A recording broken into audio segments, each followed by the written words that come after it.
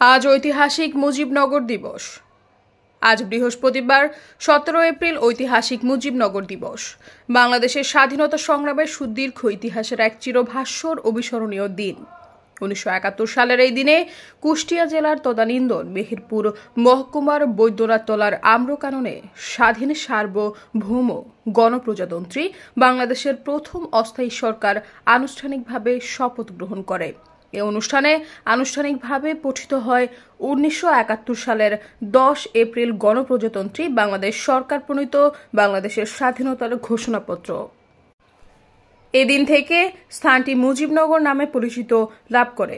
বাংলাদেশের স্বাধীনতা যুদ্ধ পরিচালনা ও স্বদেশ ভূমি থেকে পাকিস্তান হানাদার বাহিনীকে বিতাড়িত করে জাতির পিতা বঙ্গবন্ধু শেখ মুজিবুর রহমান ঘোষিত ও নির্দেশিত পথে স্বাধীনতা অর্জনের লক্ষ্যে স্বাধীন সার্বভৌম বাংলাদেশ সরকার গঠন করা হয়। সৈয়দা ফারিয়া, সমযুগ।